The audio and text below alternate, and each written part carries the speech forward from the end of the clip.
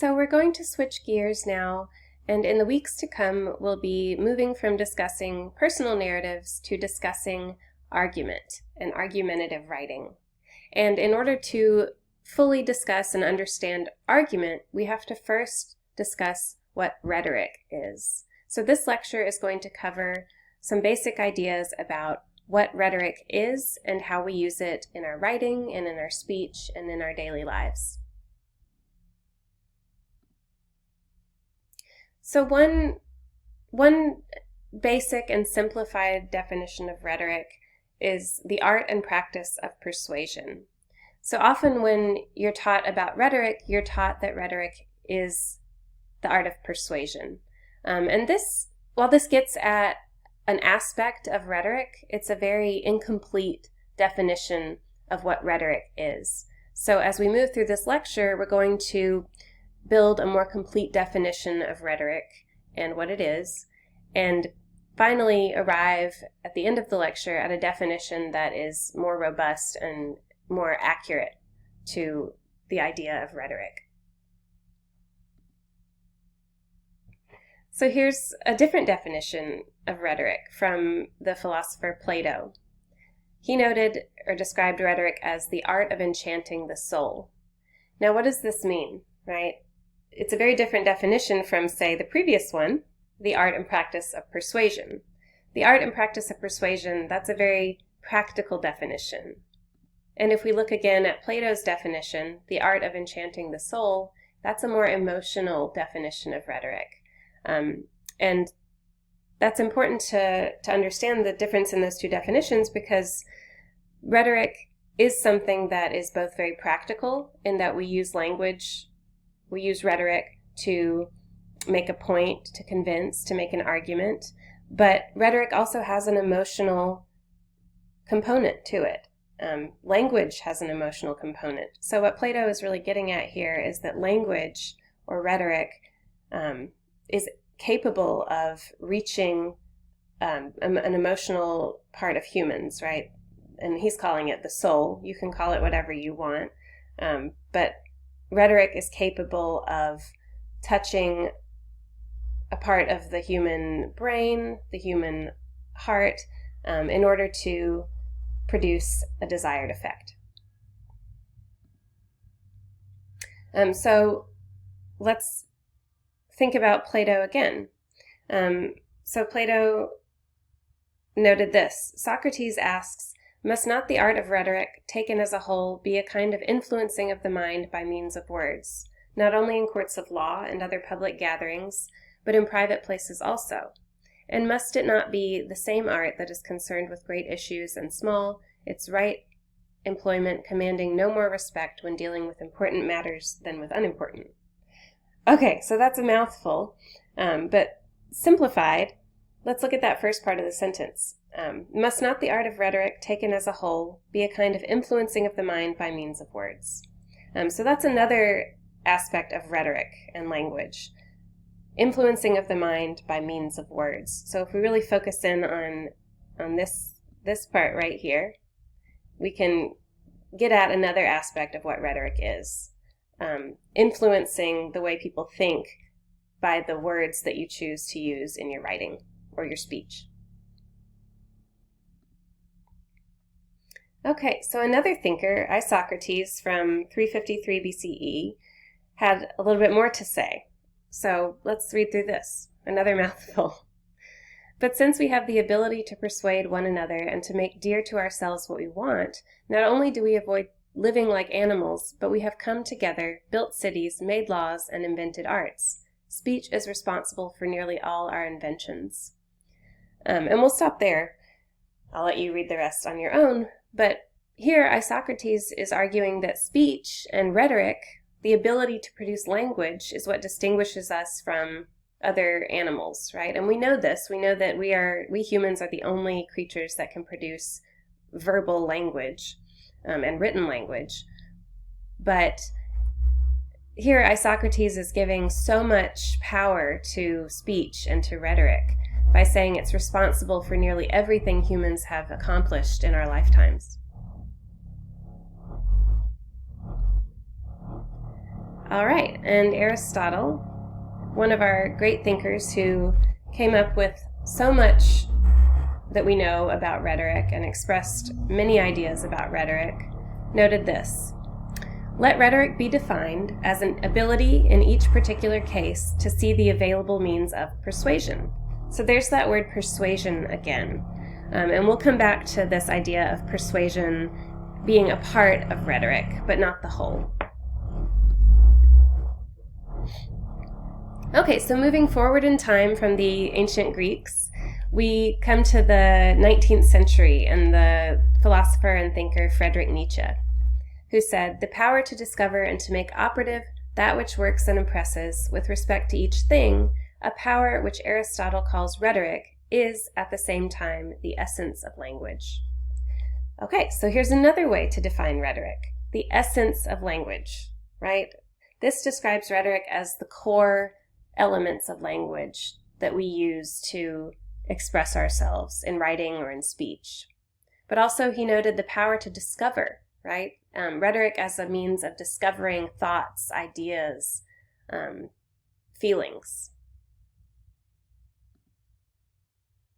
Okay, so the writer and feminist author Krista Ratcliffe noted this about rhetoric: "But as Kenneth Burke has taught us, rhetoric may be defined very broadly.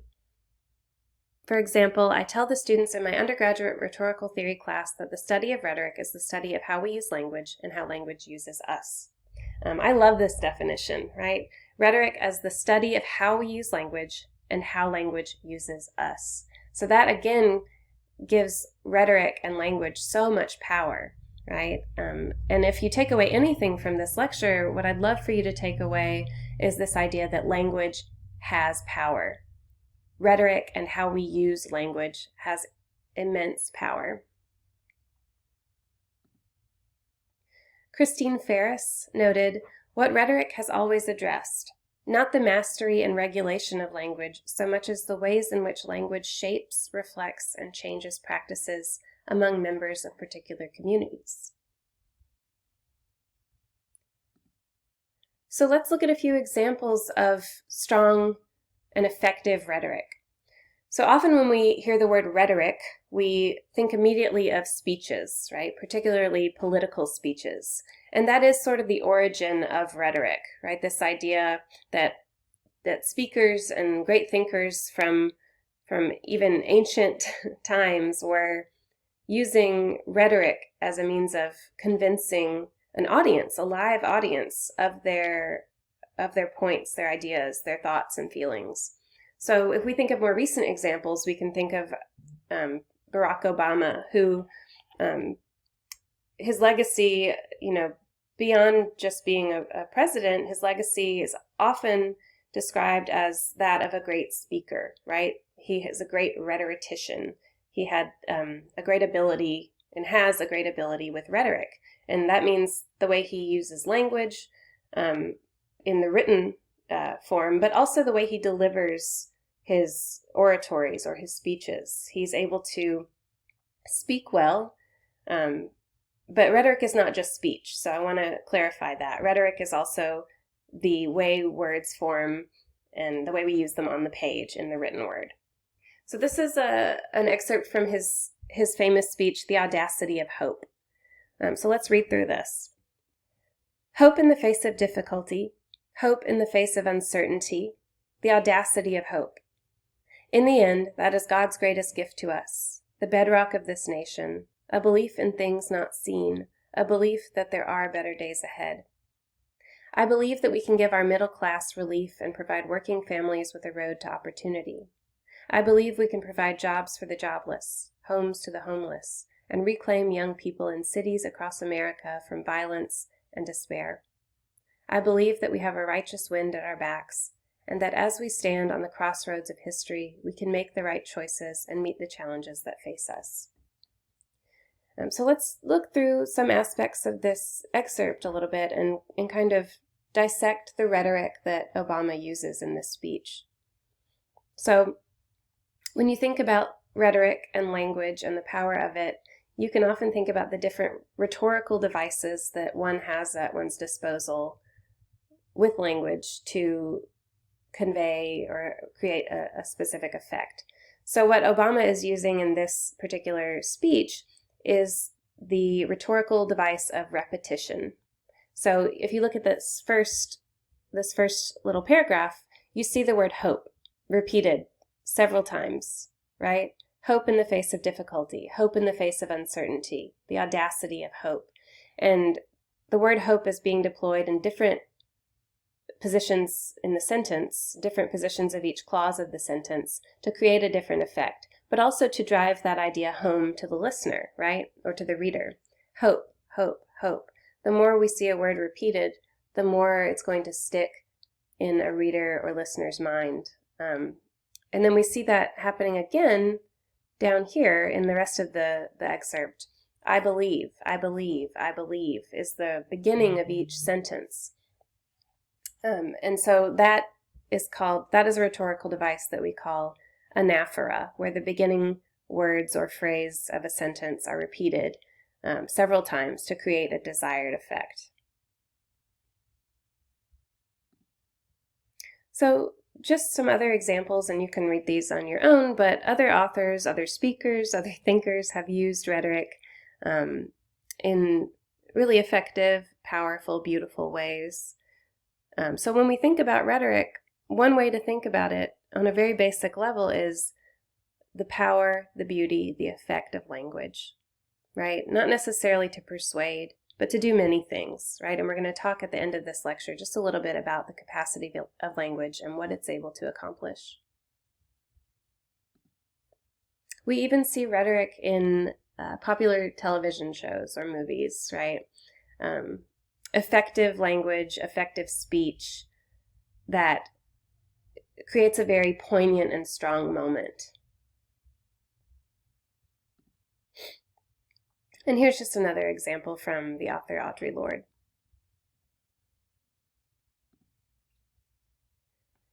Okay, so we've talked about so many definitions of rhetoric and all of the different ways that people define it, the way people describe it, different thinkers, different writers, authors. But let's try to boil it down to something that we can take away as a good definition to have in our pockets as we go forward writing our own argumentative essays. So one good way to think about rhetoric beyond the beauty, the power, the strength of language is the art, theory, and practice of ethical communication. So where do we get this idea of ethical communication from? We get it from Aristotle. Again, there he is again. Aristotle is one of our founders of rhetoric, the founders of language and how we know it and use it today. But Aristotle posited that people need to understand rhetoric, both to get their own ethical messages across, but also to be able to recognize and resist unethical messages.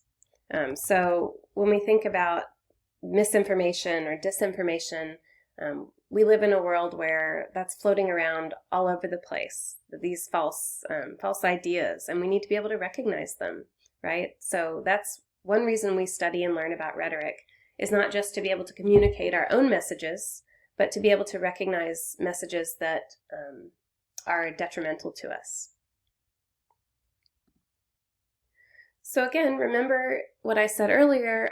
If we go all the way back and look at that first definition of rhetoric, the art and practice of persuasion, and remember that I said that this is not wrong, but that it's incomplete. So if we look then at this idea of the difference between rhetoric and persuasion, we can take away this, that rhetoric is the art of using language well. Very basic idea, right? Good definition to have in your pocket also. And its goal is to persuade or convince.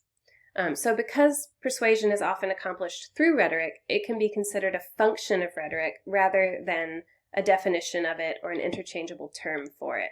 So again, just think of persuasion as sort of an aspect of this larger idea of rhetoric.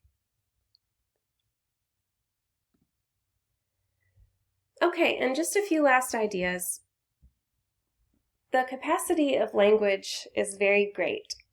So what I'm asking here, or what I'm asking you to think about is, what is the capacity of language? What is language able to do? And that's something that I want you to carry through with you for the duration of this entire class, this entire course. So not only through your own writing, what are you able to do with the capacity of language, but what are writers able to do? What effect are they able to have on you as a reader through their language use? So some of the things that language is able to do is inspire thought, to convince or persuade, as we talked about just a moment ago, to stir emotion. And then one other aspect of the capacity of language is often people argue that language is able to create change. So I'd like you to think about this idea as well. Do you think language is able to create real change? And in what ways? The anthropologist Margaret Mead said, "Never doubt that a small group of thoughtful, committed citizens can change the world. Indeed, it's the only thing that ever has." So is this true? Do you think that a small group of thoughtful, committed citizens can change the world, and that that's usually how change occurs? And conversely, or similarly, do you think that a small piece of writing with strong, effective rhetoric has the potential and ability to change the world? Are these moments of great rhetoric and great thinking and speaking and language, are these the ways in which the world does change? So this is something I'd like you to think about really deeply as you approach your own argumentative writing and as we move through the semester.